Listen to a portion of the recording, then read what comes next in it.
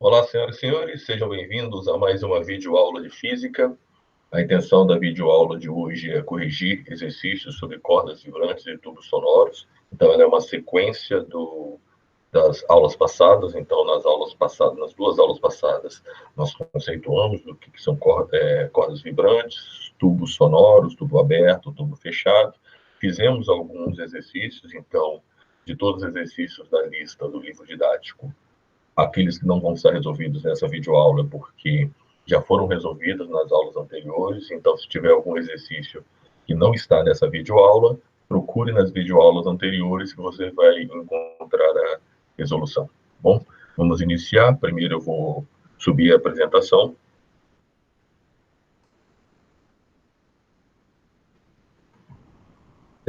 Sempre aquele momento interessante, que vai subir, você espera um momentinho, aí todo mundo fica olhando na tela o que vai acontecer.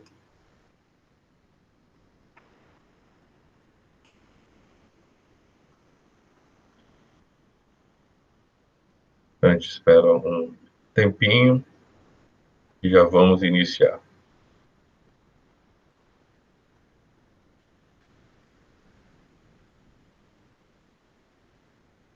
Pronto, a tela subiu.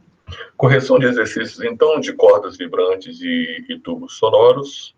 Como eu falei, né, os exercícios aqui eu estou corrigindo pela ordem, e aqueles que não estão na ordem é porque estão nas aulas anteriores. Então, o primeiro exercício de hoje é esse exercício número 20, que fala o seguinte: a diferença entre dois harmônicos consecutivos da corda de um violino é de 440 Hz. Então, eu não sei quais são esses harmônicos, ele não me falou, são harmônicos quaisquer, ou seja, pode ser o segundo harmônico, o terceiro, o quarto e o quinto. Ele falou que a diferença entre esses dois harmônicos consecutivos é de 440 Hz. Primeira pergunta: qual é a afinação dessa corda? Ou seja, qual é a nota que ela emite na frequência fundamental? E a segunda pergunta: e se essa corda tiver um comprimento de 40 centímetros, qual é a velocidade de propagação da oscilação dela? Bom, ele não me deu a frequência fundamental, ele me deu a diferença entre dois harmônicos consecutivos. Mas, se a gente parar para pensar um pouquinho, nós vamos entender que a diferença entre duas frequências consecutivas, ou seja, dois harmônicos consecutivos de uma corda, sempre será o harmônico fundamental. Exemplo: se você tivesse uma frequência fundamental de 200 Hz, então você sabe que o segundo harmônico seria 400, o terceiro seria 600, o quarto seria 800. Se você diminuir o harmônico quarto, que é 800, do terceiro, que é 600, você vai encontrar 200, que é a frequência fundamental. Se você fizer a mesma coisa do terceiro harmônico, que é 600, do segundo harmônico, que é 400, você vai encontrar os mesmos 200 do exemplo, que é a frequência fundamental. Conclusão: a diferença entre duas frequências consecutivas sempre vai ser o harmônico fundamental. Como é que a gente prova isso? Vamos lá. Opa, deixa eu voltar aqui. Primeiro, deixa eu pegar uma caneta para a gente marcar. Então, como que a gente prova que vai ser a frequência fundamental? Se você poderia provar dando exemplos, mas uma prova genérica seria através das equações. Então, você pega a diferença entre dois harmônicos consecutivos. Então, pega um primeiro harmônico maior, n mais 1, menos o anterior, que é n. Então, tendo o harmônico n, o próximo seria n mais 1. Então, a frequência do n mais 1 menos a frequência do n seria o próprio n mais 1 vezes a frequência fundamental, menos n vezes a frequência fundamental, que nessa conta dá a frequência fundamental. Exemplo numérico. Então, se você pegasse um harmônico 5 e um harmônico 6, então você teria a frequência do 6 menos a frequência do 5. Seria igual a 6 vezes a frequência fundamental menos 5 vezes a frequência fundamental. 6 vezes a frequência fundamental menos 5 vezes a frequência fundamental dá a própria frequência fundamental. Então, essa equação que foi colocada aqui seria uma forma genérica para você mostrar isso que eu acabei de falar. Mas, de qualquer forma, fica aí para qualquer tipo de situação, a diferença entre dois harmônicos consecutivos sempre vai ser a frequência fundamental. Bom, já sabendo que é a frequência fundamental, você pode ir para a segunda pergunta. Se essa corda tiver um comprimento de 40 centímetros, qual é a velocidade de propagação da oscilação dela? Bom, 40 centímetros, eu já tenho a frequência fundamental, que é de 440 Hz, substituo na equação, F1 é igual a V sobre 2L, no lugar de F1 coloco 440, no lugar de L, para que a resposta dê em metros por segundo, eu transformo os 40 centímetros para metros, 0,4, aplico a equação, faço a conta e acho a velocidade, 352 metros por segundo. Então, essa foi a primeira questão da videoaula. Vamos para a segunda. A segunda é interessante, a questão da harpa. São duas, então eu coloquei para que a gente discutisse as duas, a 21 e a 22, de uma vez só. 21. Em uma harpa, não há casas para o músico segurar, como num violão, e assim emitir diferentes notas, com a mesma corda. No caso do violão, você consegue emitir diferentes notas. Então, como é possível que a harpa emita as notas diferentes? Bom, para quem não conhece uma harpa, esse instrumento lírico aqui, ele tem várias cordas de comprimentos diferentes, assim como um piano de cauda também. Então, o piano de cauda, ele tem várias cordas e a diferença é que na harpa, assim como no violão, você dedilha essas cordas. Em um piano, quando você aperta a tecla, você tem um martelinho que bate a corda. De qualquer forma, a ideia é fazer uma vibração em cordas de tamanhos, comprimentos diferentes. Então, nesse caso, a resposta seria: para cada nota musical, eu tenho um comprimento diferente, e desse comprimento diferente também, dessa corda, comprimento diferente, eu posso mudar a tração da corda. Eu posso esticar mais a corda ou diminuir mais o tamanho da corda. Fazendo essa diferença, eu tenho as notas que eu quero na harpa. Então, a primeira é só para que a gente situe o que é uma harpa. A 22, que é interessante. Toda vez que aparecer esse símbolo aqui na questão, é porque a questão é uma questão que vai exigir calculadora, uma questão que vai dar um número quebrado. Então, na 22 fala o seguinte: ainda considerando uma harpa, se determinada corda de comprimento L possui uma frequência fundamental de 352 Hz, qual deve ser o comprimento da corda seguinte para que sua frequência fundamental seja 396 Hz? Supõe as cordas de mesmo material igualmente tracionadas. Então, vamos prestar atenção. Pense comigo. Eu tenho duas cordas diferentes. Uma tem um comprimento L e a outra, corda seguinte, ela tem uma frequência maior. Nós já sabemos de exercícios anteriores que para aumentar a frequência eu tenho que diminuir o tamanho da corda. Então, ele quer saber o comprimento dessa nova corda para que a frequência aumente. Então, na verdade, eu tenho duas situações distintas. Eu tenho uma primeira corda com uma frequência fundamental e eu tenho uma segunda corda com uma frequência fundamental. Bom, e o que une essas duas cordas? Ela tem o mesmo material e estão igualmente tracionadas. Isso significa que elas vão ter a mesma velocidade, porque pela equação V igual a raiz de T sobre μ, ter o mesmo material significa ter a mesma densidade. Igualmente tracionada significa ter a mesma tração. Então, o que une as duas cordas? Ela tem a mesma velocidade, porque tem a mesma tração e a mesma densidade. Bom, pensando assim, vamos à equação. Eu vou montar a equação da primeira corda. Para montar a equação da primeira corda, eu tenho que F1, que é a frequência fundamental da primeira corda, é igual a V sobre 2 vezes o comprimento L. No lugar de F1, eu coloco 352. Para a nova frequência, F1', eu teria a mesma velocidade, porém com um outro comprimento, L'. Então, no lugar de F1', eu coloco 396 para um comprimento L'. Então, perceba aqui que eu tenho duas equações aqui e eu vou ter que fazer um sisteminha de equações.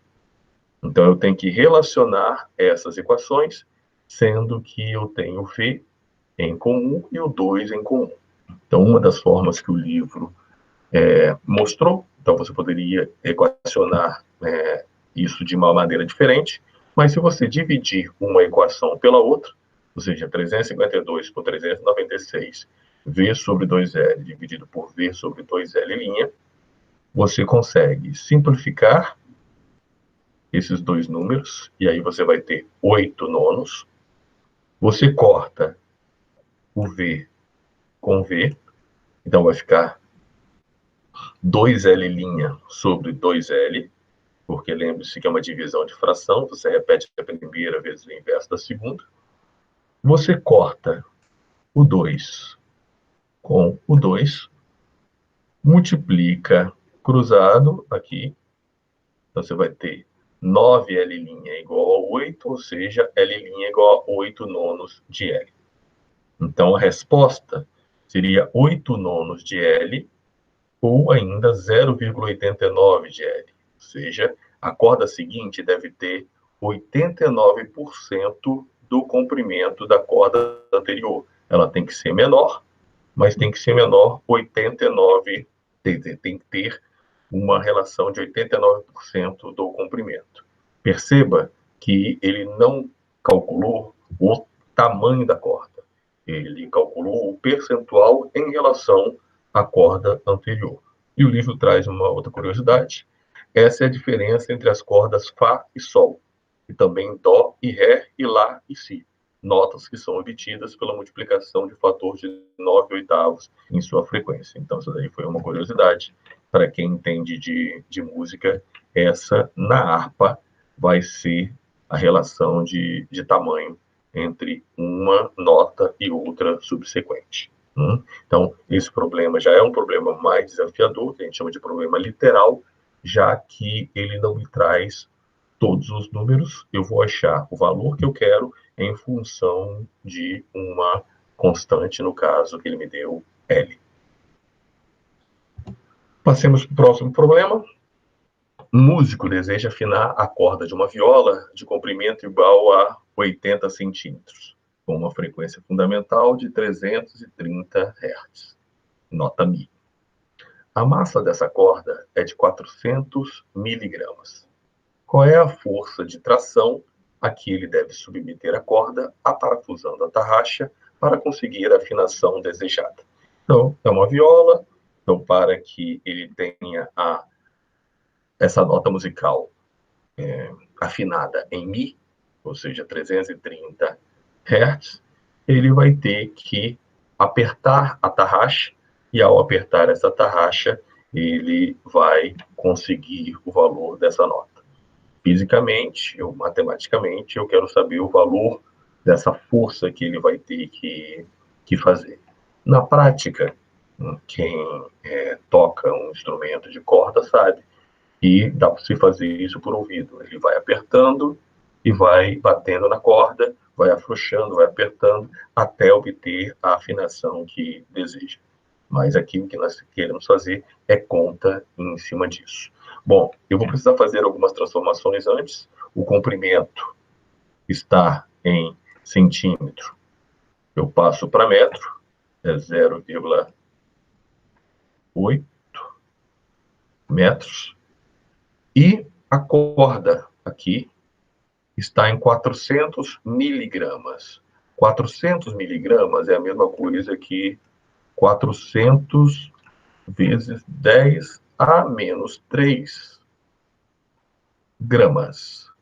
Só que a massa não pode ser em gramas, tem que ser em quilogramas. Então, para colocar em quilogramas, eu ando 3 casas para a esquerda, isso fica igual a 0,8 0,4 vezes 10 a menos 3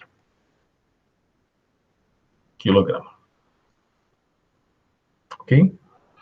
Bom, fazendo essas considerações, para que eu calcule o valor da tração, eu tenho que usar a equação V igual a raiz de T sobre μ. Só que eu não tenho nem o V, nem tampouco o μ, que é a densidade. Então, vamos passar aqui, primeiro para calcular o V, e depois para calcular a densidade, o μ.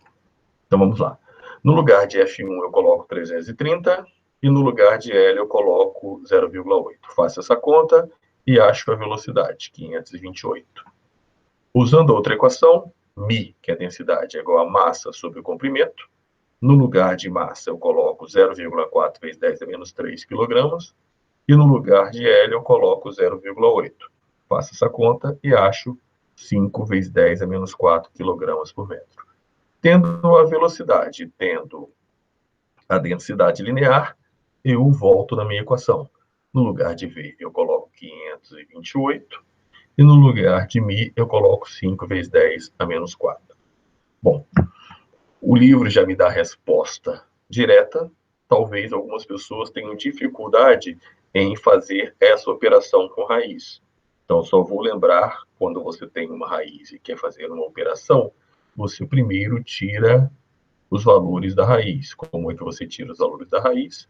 Elevando ao expoente da raiz, que no caso é quadrado, os dois lados.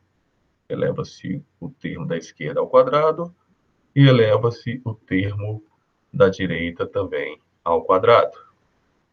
Quando você faz isso, você tira a raiz, o valor da raiz, e aí você vai ficar com 528, vou fazer aqui desse lado, 528 ao quadrado dá 278.784. E do outro lado você vai ter o T dividido por 5 vezes 10 a menos 4. Esse 5 vezes 10 a menos 4, eu já vou usar como 0,000...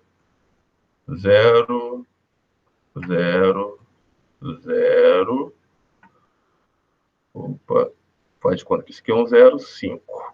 Então, isso daqui está 0,0005. E aí, se você multiplica cruzado agora, você vai multiplicar 278.784 vezes 0,0005. E aí você acha essa resposta da tração. Você acha essa resposta aqui da tração, que dá aproximadamente 139. Da 139,3, o livro aproximou para 139. Então, isso é uma forma de você fazer a conta, ok? E aí você acha a resposta. Vamos para o próximo. Essa questão também é interessante e eu vou usar as relações de frequência fundamental e da velocidade da corda vibrante. A questão fala o seguinte: qual é o efeito sobre a frequência fundamental de uma corda vibrante, ao se aumentar em 4 vezes a densidade da corda, diminuir pela metade o comprimento da corda ou aumentar em 44% a tração da corda? Bom, antes de começar a fazer as contas, vamos pensar, né, de qual seria a resposta mais viável, ou qual seria o comportamento da corda conceitualmente. Então vamos lá. Eu tenho uma corda que tem uma frequência afinada numa frequência fundamental, e eu vou aumentar em 4 vezes a densidade da corda. Bom, aumentar em 4 vezes a densidade significa que eu vou trocar por uma corda mais grossa. Então a pergunta poderia ser: trocando por uma corda mais grossa, o que acontece com a frequência? Então, com um pouquinho de lógica, e quem tem já essa experiência musical sabe que uma corda mais grossa emite uma frequência mais grave, ou seja, mais baixa.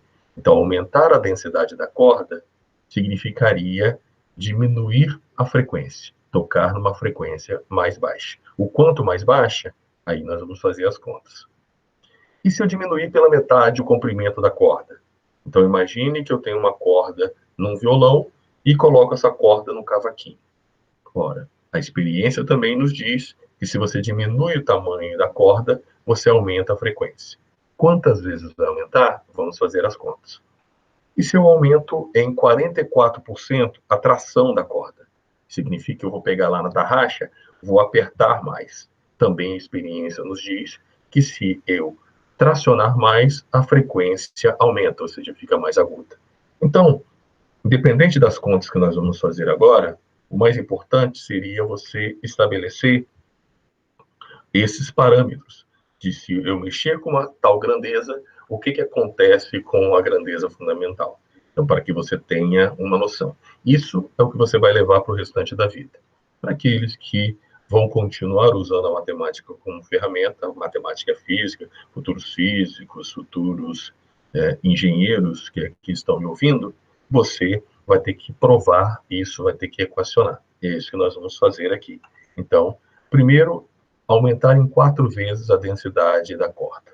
Bom, para iniciar, eu vou estabelecer uma relação entre duas equações importantes em cordas vibrantes. A equação da frequência e a equação da velocidade. Vamos lá. A frequência fundamental numa corda vibrante é dado como F1 igual a V sobre 2L. E a velocidade da corda é dado como V igual a raiz de T sobre μ. Então, nessa equação, no lugar de V, eu posso colocar raiz de T sobre μ. Então, eu faço isso. F1 é igual a raiz de T sobre μ.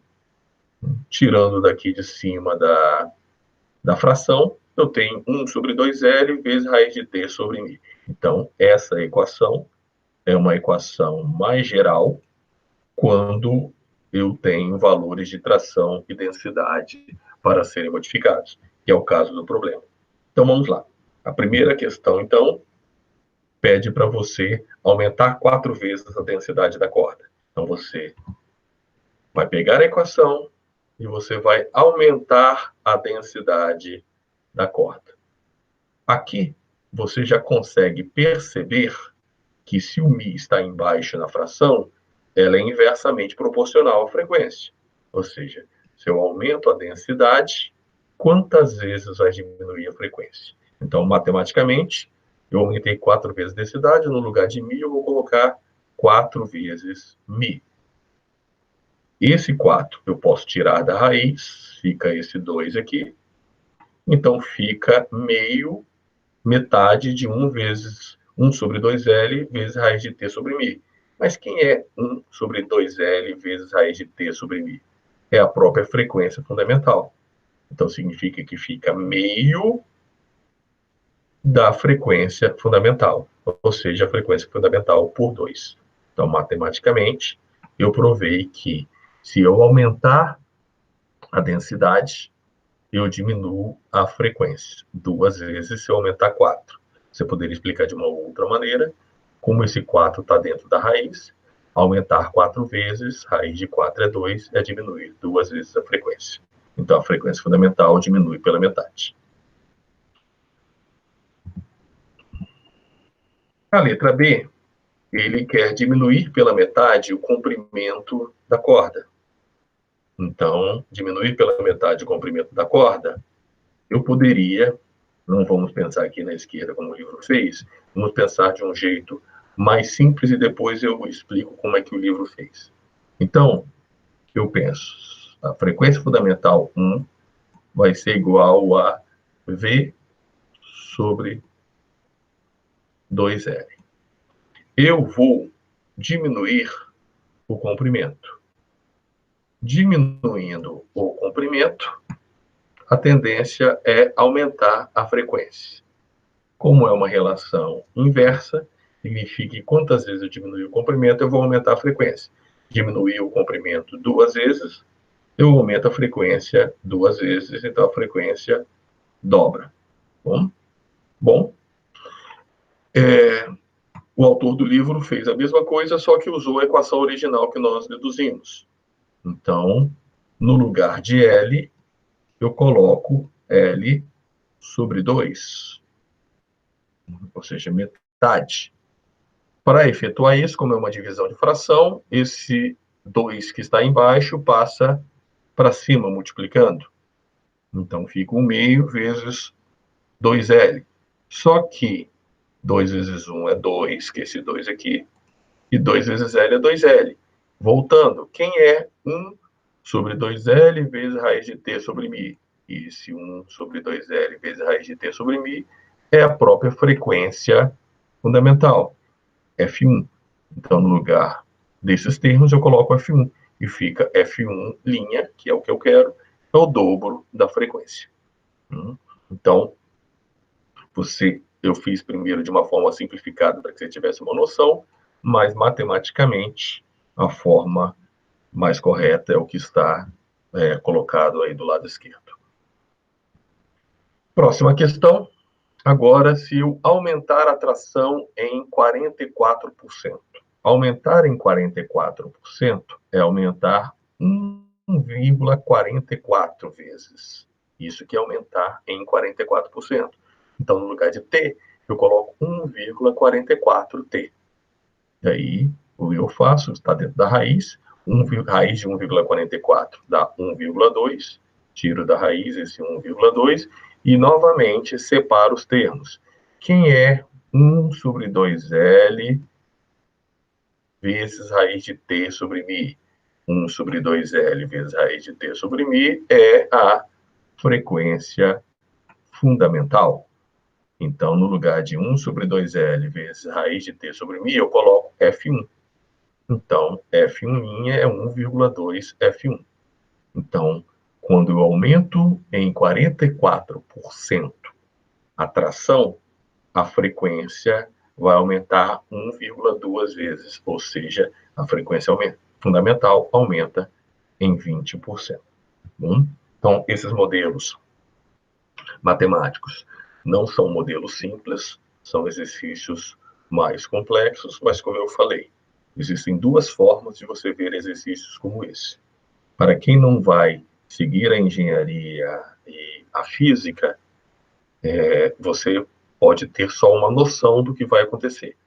Para quem vai lidar com os números e as relações aí na sua profissão, vai ter que ver isso na faculdade, normalmente vai se acostumando a esse tipo de leitura, né, numérica, através de relação entre as equações e as grandezas a serem medidas.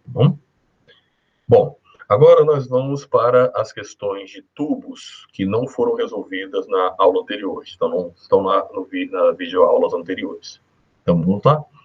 Questão 27 fala o seguinte. Um determinado tubo de uma flauta de Pan de 34 centímetros de comprimento emite uma onda sonora de frequência 1.250 Hz. Considere a velocidade do som no ar igual a 340 metros por segundo e responda. Letra A. Esse tubo é aberto ou fechado? Justifique. E, letra B, qual é o harmônico dessa frequência?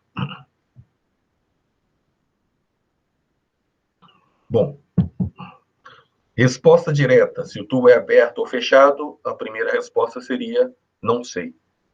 Não sei, porque ele não me fala, mas eu tenho como calcular. Como é que eu farei isso? Eu vou supor primeiro que o tubo é aberto, depois vou supor que ele é fechado e vou achar o número do harmônico. Então, vocês vão ver isso. Primeiro, o que muda de um tubo aberto para o tubo fechado? A equação. Num tubo aberto, a equação é Fn igual a N V sobre 2L. Num tubo fechado, a equação é F é igual a I, no caso harmônico ímpar, vai poder ser N, V sobre 4L. Então, eu vou aplicar as duas equações e achar o número do harmônico. Então, para a frequência que ele me deu foi 1.250, a frequência, a velocidade 340 e o comprimento 34 centímetros que eu passo para metro. Faço essa conta aqui e acho o valor de 2,5 para o harmônico. Pela definição, pelo conceito, não existem harmônicos quebrados, não existem harmônicos decimais, só existem harmônicos inteiros. O harmônico é um múltiplo inteiro das notas musicais. Sendo assim, você não poderia ser um tubo aberto, essa falta de pan, porque ele me deu um harmônico de 2,5 que não existe. Então vamos para o tubo fechado. Então, como o valor não foi inteiro, o tubo que emitiu esse som não é aberto. Bom, verificando para o caso desse tubo ser fechado, eu substituo F é 1250, o V é 340, no lugar de L eu coloco 0,34, só que é 4 vezes isso. Multiplicando aqui e fazendo a conta, eu acho I igual a 5.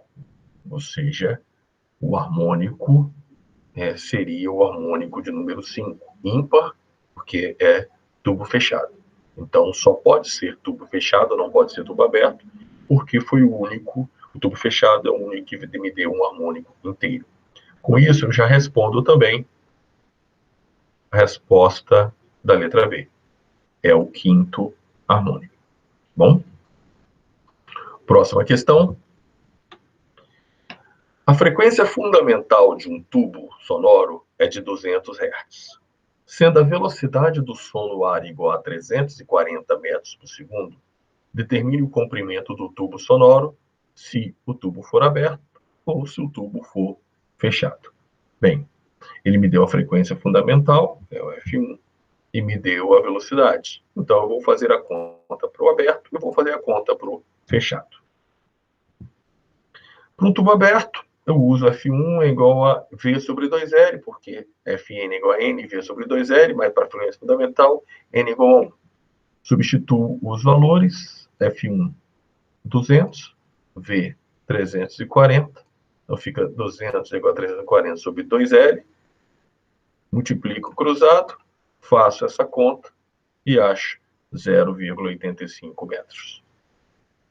Para a frequência do tubo fechado, F1 é igual a V sobre 4L, 200 é a frequência, V é 340, faço essa conta e acho 0,425, exatamente a metade. Então, a conclusão é que, para uma mesma frequência fundamental, um tubo fechado tem que ser metade do tamanho de um tubo aberto. E aí ele vai emitir a mesma frequência fundamental. Próxima questão. Opa, terminou. Que bom. Bom, então, terminando aqui, essas foram as questões que nós trabalhamos, as questões de tubo abertos e tubos fechados. Estou aqui tentando fechar aqui. Interromper compartilhamento. Ok, então essas foram as questões que faltavam. Claro que, sendo uma videoaula, aquilo que você não entendeu porque eu passei rápido, você pode retomar, né? E também na aula ao vivo a gente continua tirando dúvida. Tá bom? Um abraço para vocês, até a próxima.